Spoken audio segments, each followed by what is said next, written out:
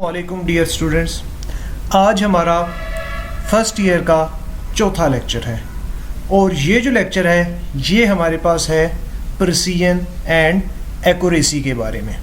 तो सबसे पहले हम समझते हैं प्रिसीजन एंड एक्यूरेसी, और प्रिसीजन एंड एक्यूरेसी में सबसे पहले हम आते हैं प्रिसीजन की तरफ। अगर आपको हमारा पिछला लेक्चर याद हो तो हमने वहाँ पे कुछ डिस्कशन की थी अबाउट दी अनसर्टेनिटी। हमने कहा था कि जब भी कोई रीडिंग किसी इंस्ट्रूमेंट से ली जाती है तो उसमें कुछ ना कुछ डाउट होता है, उस डाउट को अनसर्टेनिटी या एब्सोल्यूट अनसर्टेनिटी कहा जाता है। मिसाल के तौर पे अगर हम मीटर रूल यूज़ करें तो मीटर रूल का लीस्ट काउंट है 0.1 सेंटीमीटर, यानी हम इसमें पॉइंट के बाद सिर्फ 1 डेसिमल तक मेजरमेंट कर सकते हैं। अगर हम वर्नियर कैलिपर को यूज़ करें तो हमारे पास इसका लीस्ट काउंट होता है 0.01 सेंटीमीटर, यानी हम इसमें पॉइंट के बाद 2 डेसिमल यूज़ कर सकते हैं। अगर स्क्रू गेज यूज़ किया जाए तो उसका हमारे पास लीस्ट काउंट होता है 0.001 सेंटीमीटर, यानी हम पॉइंट के बाद 3 डेसिमल तक यूज़ कर सकते हैं, मेजरमेंट फाइंड कर सकते हैं। तो इसका मतलब ये हुआ कि जितना डेसिमल के बाद ज़्यादा डिजिट्स होंगे, इसका मतलब हुआ कि हम उतना ही ज़्यादा और प्रिसीजन या और ज़्यादा फाइन रीडिंग की तरफ जा रहे हैं। तो इसका मतलब है कि पॉइंट के बाद ज़्यादा डेसिमल होना प्रिसाइज मेजरमेंट को रिप्रेजेंट करता है। जैसे मैंने कहा था कि अगर फ़र्ज़ करें कि एक हमारे पास लाइन है, उसकी लेंथ 1.4 और 1.5 के बीच में है, तो अगर वो मिड से पीछे है तो हम उसे 1.4 कंसिडर करते हैं। अगर हम 1.4 और 1.5 के मिड से आगे हो तो हम उसे 1.5 कंसिडर करते हैं। लेकिन अगर 1.4 और 1.5 के दरमियान की भी जो स्पेस है उसमें भी रूलिंग कर दी जाए या उसमें भी स्केलिंग कर दी जाए तो हम और ज़्यादा फाइन बता सकते हैं कि 1.4 के बाद आगे क्या वैल्यू है। तो ये चीज़ प्रिसीजन की तरफ लेके जाती है। तो हम कह सकते हैं कि precision is related to absolute uncertainty. Smaller the absolute uncertainty, reading will be more precise. जैसे हमने देखा था कि जो वर्नियर कैलिपर है या स्क्रू गेज है, स्क्रू गेज में सबसे ज़्यादा जो है वो पॉइंट के बाद डेसिमल थे, यानी एब्सोल्यूट अनसर्टेनिटी सबसे कम थी स्क्रू गेज की, तो उससे ली जाने वाली मेजरमेंट सबसे ज़्यादा प्रिसाइज थी। सेकंड चीज़ है हमारे पास एक्यूरेसी। एक्यूरेसी बेसिकली हमारे पास परसेंटेज एरर को रिप्रेजेंट करता है कि इसमें कितना परसेंट जो है वो वेरिएशन हो सकती है। तो उसके लिए अगर हम देखें तो एक्यूरेसी को हम कह सकते हैं कि it is related to percentage uncertainty. आपको याद होगा कि परसेंटेज अनसर्टेनिटी कैलकुलेट करने का क्या मेथड था कि हम ऊपर रखते थे लीस्ट काउंट, नीचे रखते थे रीडिंग और उसको मल्टीप्लाई बाय 100 कर देते थे। अब इस चीज़ को और ज़्यादा वाज़ह समझने के लिए हम एक मिसाल ले लेते हैं।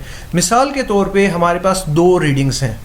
एक रीडिंग है R1 और वो है 0.48 प्लस माइनस 0.01 सेंटीमीटर, और दूसरी जो रीडिंग है वो है हमारे पास 57.8 और इसमें जो प्लस माइनस है या इसमें जो डाउट है वो है 0.1 सेंटीमीटर का।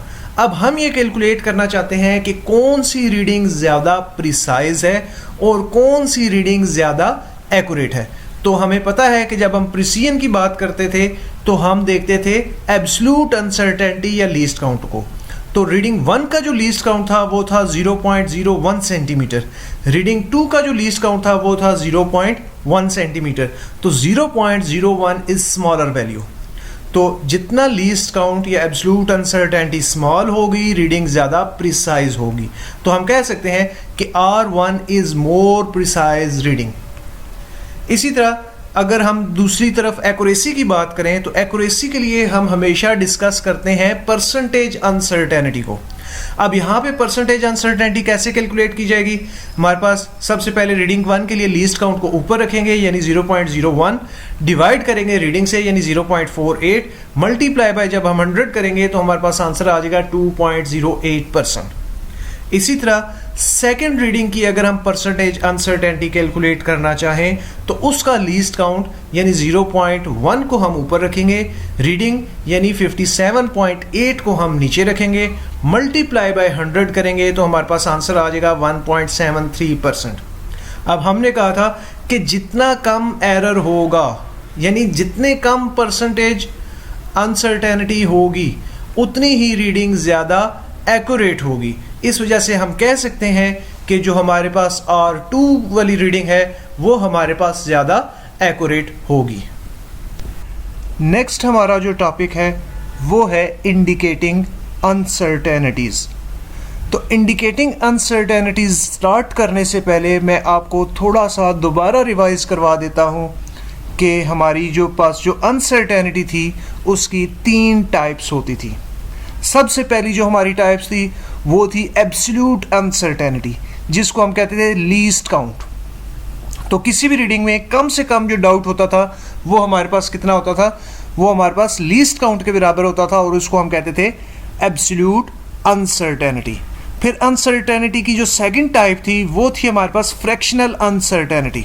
और फ्रैक्शनल अनसर्टेनिटी में हम क्या करते थे कि हम ऊपर रखते थे एब्सोल्यूट अनसर्टेनिटी को, नीचे रखते थे जो रीडिंग हमने मेजर की होती थी, और उसके बाद जो थर्ड टाइप थी वो हमारे पास थी परसेंटेज अनसर्टेनिटी।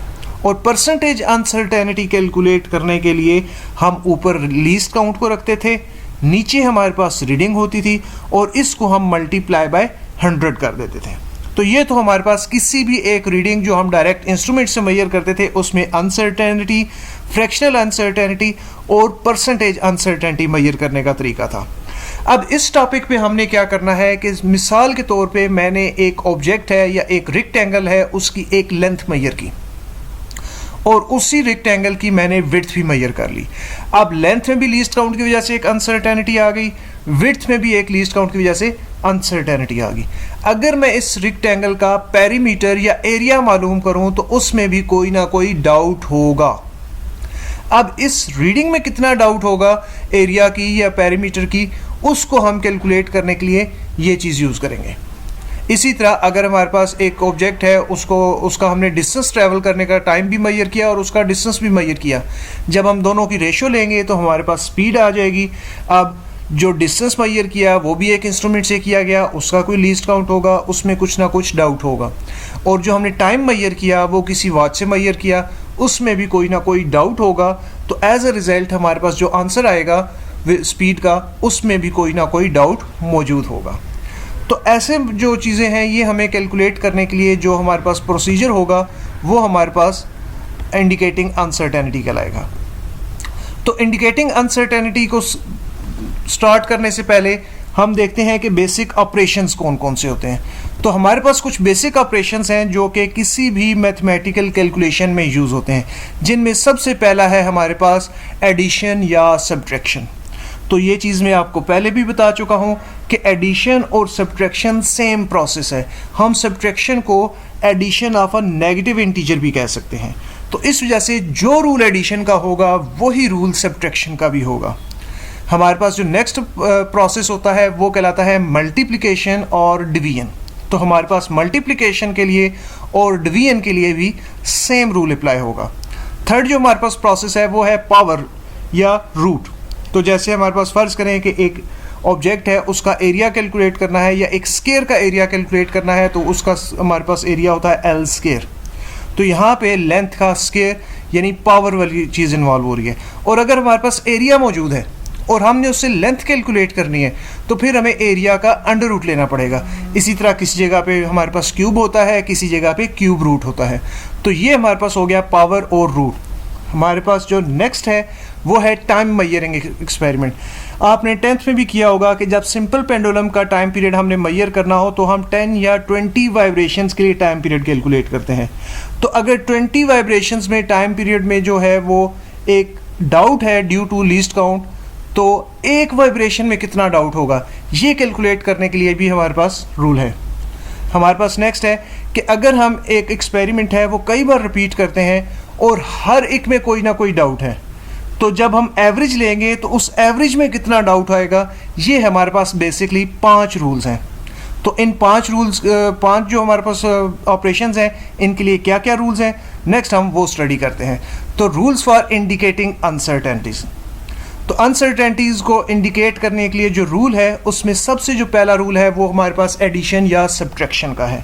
तो जब भी किसी भी मैथमेटिकल फार्मूला में फिजिक्स में हमने किसी चीज़ को मालूम करने के लिए अगर हमने एडिशन या सब्ट्रैक्शन का प्रोसेस किया तो ऐसी सिचुएशन में हमेशा एब्सोल्यूट अनसर्टेनिटीज़ ऐड अप होंगी। चाहे एडिशन हो, एब्सोल्यूट अनसर्टेनिटीज़ ऐड ही होंगी, चाहे सब्ट्रैक्शन हो, एब्सोल्यूट अनसर्टेनिटीज़ हमेशा हमेशा ऐड ही होंगी। इसके बाद फिर मैं आपको मिसालों से भी समझा दूंगा। पहले हम सारे रूल्स एक बार देख लेते हैं। नेक्स्ट जो हमारे पास रूल है वो हमारे पास है मल्टीप्लिकेशन और डिवीजन। तो मल्टीप्लिकेशन और डिवीजन में हम परसेंटेज अनसर्टेनिटीज़ को ऐड अप किया करेंगे। अब इसमें एब्सोल्यूट अनसर्टेनिटीज़ क्यों नहीं हम ऐड अप कर सकते, ये मैं आपको एग्जाम्पल के साथ ही समझा दूंगा। नेक्स्ट जो हमारे पास है पावर या रूट। तो इस केस में हमने क्या करना हुआ करेगा कि हमने पावर के केस में हमेशा परसेंटेज अनसर्टेनिटीज़ को मल्टीप्लाई कर देना है with the power of the variable. For example हमारे पास फार्मूला है 4πr²। तो इसमें जब ये हमारे पास एक रेडियस है और रेडियस के थ्रू हम किसी भी स्फीयर का सरफेस एरिया कैलकुलेट कर रहे हैं तो उसमें सरफेस एरिया की अनसर्टेनिटी कैलकुलेट करने के लिए रेडियस की परसेंटेज अनसर्टेनिटी को मल्टीप्लाई कर देंगे 2 के साथ। नेक्स्ट हमारे पास है टाइम मेजरिंग एक्सपेरिमेंट। तो टाइम मेजरिंग एक्सपेरिमेंट में हम इस तरह करेंगे कि हमारे पास जो एब्सोल्यूट अनसर्टेनिटी होगी उसको भी नंबर ऑफ वाइब्रेशन से डिवाइड कर देंगे। नेक्स्ट हमारे पास है एवरेज ऑफ मैनी वैल्यूज़। तो एवरेज ऑफ मैनी वैल्यूज़ के केस में हम क्या करेंगे कि सबसे पहले मीन कैलकुलेट करेंगे, उस मीन का हर वैल्यू के साथ डेविएशन कैलकुलेट करेंगे और उस डेविएशन के मैग्नीट्यूड्स का हम दोबारा एवरेज कैलकुलेट करके वो जो वैल्यू होगी वो हमारे पास एवरेज अनसर्टेनिटी आएगी फाइनल रीडिंग के अंदर। तो ये हमारे पास कुछ रूल्स थे।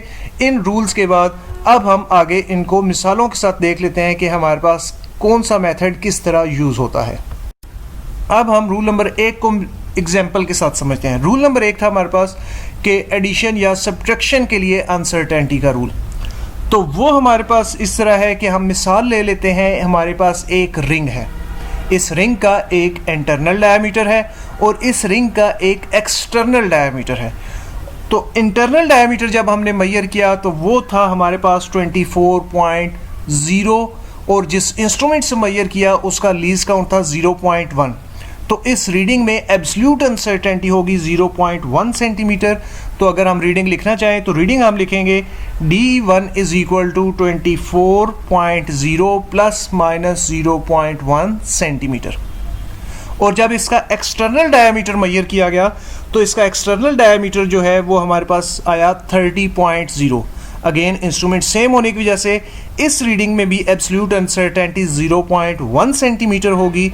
तो जब हम इसको लिखेंगे तो हम लिखेंगे D2 जो है वो हमारे पास क्या होगा 30.0 प्लस माइनस 0.1 सेंटीमीटर। अब हमने कैलकुलेट करनी है थिकनेस। तो थिकनेस के लिए हम क्या करेंगे कि आउटर डायमीटर में से इनर डायमीटर माइनस करके डिवाइडेड बाय 2 कर देंगे। तो इस तरह हमारे पास जो थिकनेस का फार्मूला बनेगा वो बन जाएगा D2 minus D1 divided by 2। तो सबसे पहले तो हम जो है वो थिकनेस कैलकुलेट कर लेते हैं। तो ये हमारे पास आ जाएगी 30.0 minus 24.0 divided by 2 is equal to 3 centimetres. अब सेकंड जो हमारा काम है वो है इस थिकनेस में अनसर्टेनिटी कैलकुलेट करना। तो हमने कहा था कि जहां पे भी एडिशन या सब्ट्रैक्शन का प्रोसेस होगा एब्सोल्यूट अनसर्टेनिटीज रीडिंग्स की ऐड हुआ करेंगी। तो पहली जो रीडिंग है उसमें एब्सोल्यूट अनसर्टेनिटी कितनी है हमारे पास 0.1 सेंटीमीटर। दूसरी जो रीडिंग है उसमें एब्सोल्यूट अनसर्टेनिटी कितनी है 0.1 सेंटीमीटर। तो जो हमारे पास थिकनेस आएगी उसमें जो एब्सोल्यूट अनसर्टेनिटी होगी वो हमारे पास हो जाएगी 0.2 सेंटीमीटर्स। तो ये हमारे पास मिसाल के साथ क्लियर हो गया। इसी तरह अगर एडिशन का प्रोसेस होगा तब भी एब्सोल्यूट अनसर्टेनिटीज हमेशा ऐड अप होंगी। हम एक दूसरी मिसाल ले लेते हैं कि हमारे पास एक रेक्टेंगल है जिसकी लंबाई 8 सेंटीमीटर है और इस या 8.0 सेंटीमीटर है और इसमें जो एब्सोल्यूट अनसर्टेनिटी है वो है 0.1 सेंटीमीटर और इसकी जो विड्थ है वो है हमारे पास 4 सेंटीमीटर और इसमें जो एब्सोल्यूट अनसर्टेनिटी है वो हमारे पास कितनी है 0.1 सेंटीमीटर। अब अगर हमने पेरीमीटर कैलकुलेट करना हो तो पेरीमीटर होगा एडिशन ऑफ ऑल साइड्स। तो सम ऑफ ऑल साइड्स जब हम कैलकुलेट करेंगे तो हमारे पास एक लेंथ है, एक विड्थ है, फिर एक लेंथ है, फिर एक विड्थ है, तो हमारे पास पेरीमीटर का फार्मूला बन जाएगा L plus W plus L plus W। तो अब सबसे पहले हम पेरीमीटर कैलकुलेट कर लेते हैं। तो पेरीमीटर कैलकुलेट करने के लिए हमने इन सारी वैल्यूज़ को जब ऐड किया तो हमारे पास आंसर आ जाएगा 24.0 सेंटीमीटर। अब इस पेरीमीटर में डाउट कितना है उसको कैलकुलेट करने के लिए हम क्या करेंगे कि हम इन तमाम रीडिंग्स की एब्सोल्यूट अनसर्टेनिटीज़ को ऐड कर देंगे। तो पहले हमारे पास लेंथ थी, उसकी एब्सोल्यूट अनसर्टेनिटी 0.1, फिर विड्थ थी उसकी भी 0.1, फिर लेंथ थी उसकी भी 0.1, फिर विड्थ थी उसकी भी 0.1। तो हमारे पास जो टोटल आ गया इसमें एब्सोल्यूट अनसर्टेनिटी जो होगी वो होगी 0.4 सेंटीमीटर। तो हमारे पास आंसर आ जाएगा पेरीमीटर का 24.0 प्लस माइनस 0.4 सेंटीमीटर्स। अब हमारे पास जो सेकंड रूल था वो था मल्टीप्लिकेशन और डिवीजन के लिए। तो उसमें हम ये कहते थे कि मल्टीप्लिकेशन और डिवीजन्स के केस में परसेंटेज अनसर्टेनिटीज ऐड अप हुआ करेंगी। अब पहला तो सवाल यह है कि परसेंटेज अनसर्टेनिटीज क्यों ऐड अप हुआ करेंगी। तो इसमें हम मिसाल ले लेते हैं कि हमारे पास जो दो वैल्यूज़ हैं जिनमें एक वोल्टेज है और वो है हमारे पास 7.3 वोल्ट्स, और इसमें जो अनसर्टेनिटी है एब्सोल्यूट अनसर्टेनिटी वो है 0.1 वोल्ट। और इसी तरह हमारे पास करंट है और करंट की वैल्यू है 2.73 और इसमें जो एब्सोल्यूट अनसर्टेनिटी है वो है 0.05 एम्पेयर। अब हमारे पास प्रॉब्लम ये है कि हम इनको डायरेक्ट ऐड नहीं कर सकते क्योंकि एक चीज़ है वोल्टेज, दूसरी चीज़ है करंट, तो ये आपस में ऐड अप नहीं हो सकते। हमें पता है कि एडिशन का रूल होता है कि सेम चीज़ों में सेम चीज़ें ही ऐड हो सकती हैं, हमारे पास डिफरेंट चीज़ें आपस में ऐड अप नहीं हो सकती। जैसे आप x प्लस एक्स को तो 2x कर सकते हैं लेकिन x प्लस वाई को 2xy नहीं कर सकते। तो इस वजह से अब हमने सबसे पहले जो भी हमारे पास वोल्टेज या हमारे पास करंट है इसको हमने डायमेंशन लेस करना होता है। तो डायमेंशन लेस करने के बाद इनके साथ कोई डायमेंशन नहीं रहेगी। अब हम इनको ऐड या सब्ट्रैक्ट कर लिया करेंगे।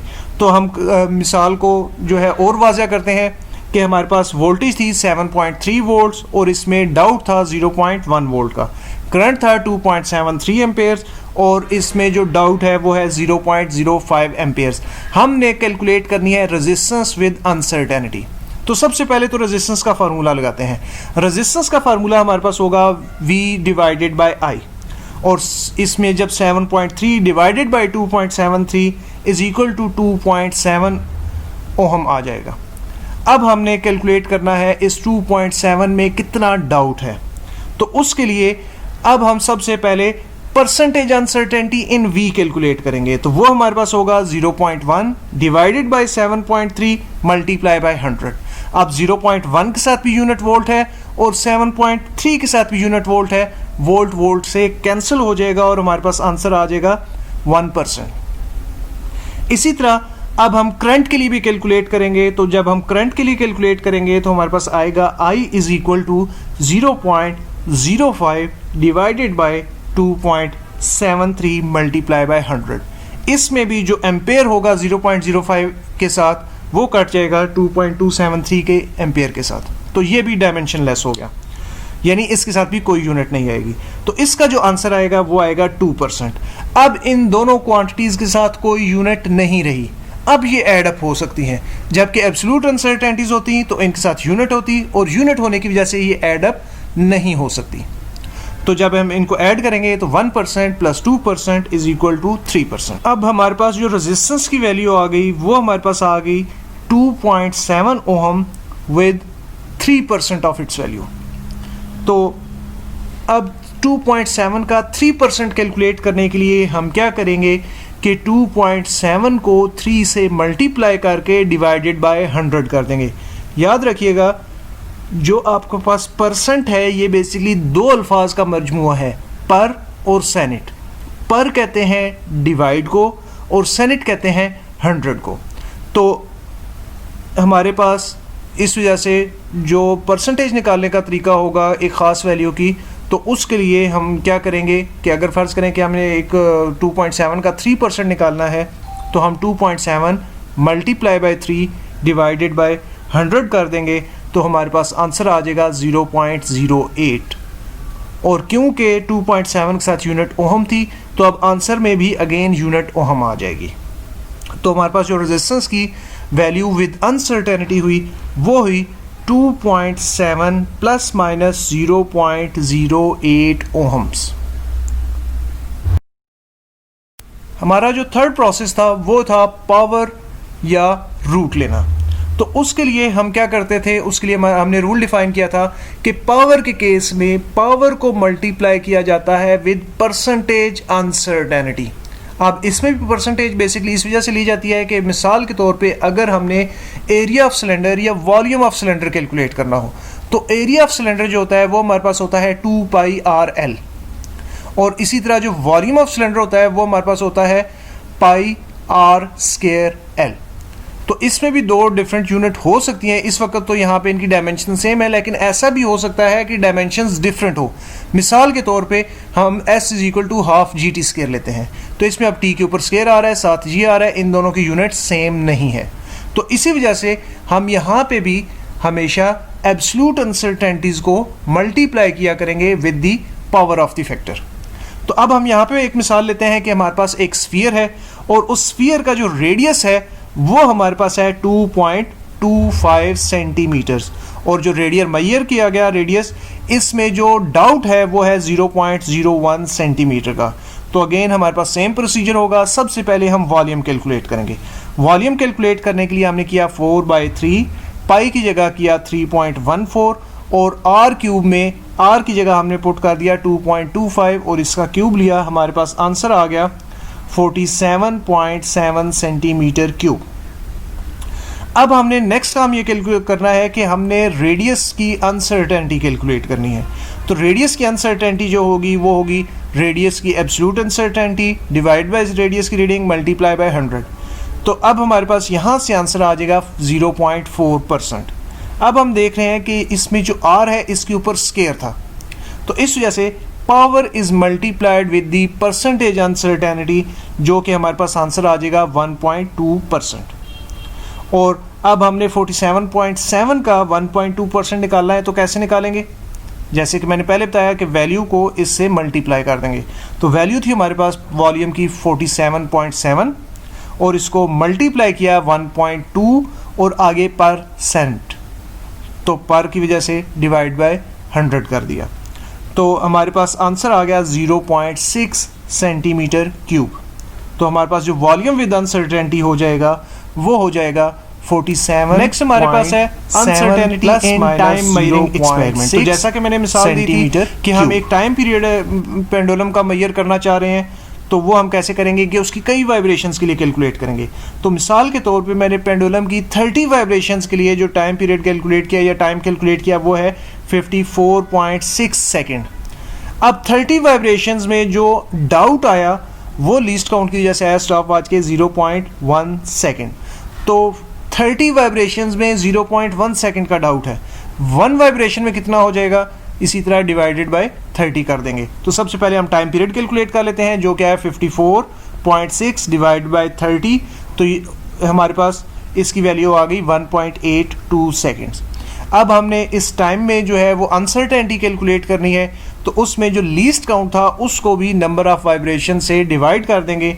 तो हमारे पास आ जाएगा 0.1 डिवाइडेड बाय 30। तो ये जो हमारे पास आंसर आ जाएगा ये हमारे पास आ जाएगा 0.003। तो हमारे पास जो टाइम पीरियड हो गया वो हमारे पास हो गया 1.82 सेकेंड प्लस माइनस 0.003 सेकेंड्स। जो हमारे पास आखिरी रूल था वो हमारे पास था एवरेज के केस में। तो हम मिसाल लेते हैं कि हमारे पास कोई 3 रीडिंग्स थी, जो कि हमारे पास थी 1.50 सेंटीमीटर, 1.51 सेंटीमीटर एंड 1.52 सेंटीमीटर्स। अब हम क्या करेंगे कि सबसे पहले तो इनका एवरेज कैलकुलेट करेंगे। तो एवरेज कैलकुलेट करने के लिए sum of all values divided by number of values करते हैं। तो इसलिए हम 1.50 प्लस 1.51 प्लस 1.52 डिवाइडेड बाय 3 करेंगे तो यहाँ से हमारे पास जो एवरेज आ जाएगी वो आ जाएगी 1.51। अब हम क्या करेंगे कि ये जो एवरेज है ये हर वैल्यू में से माइनस करेंगे और आंसर याद रखिएगा हमेशा पॉजिटिव लिखना है, यानी हमने मैग्नीट्यूड लिखना है। तो सबसे पहले हम 1.51 में से 1.50 माइनस करेंगे, फिर 1.51 में से 1.51 माइनस करेंगे, फिर 1.52 में से 1.51 माइनस करेंगे, यानी हर वैल्यू में से एवरेज को या एवरेज में से हर वैल्यू को माइनस कर लिया। तो हमारे पास जो आंसर्स आएंगे वो हमारे पास आएंगे 0.01 और 0 और अगेन 0.01। एक पॉजिटिव में आ रहा है, एक नेगेटिव में आ रहा है, लेकिन हमने हमेशा पॉजिटिव ही लिखने हैं।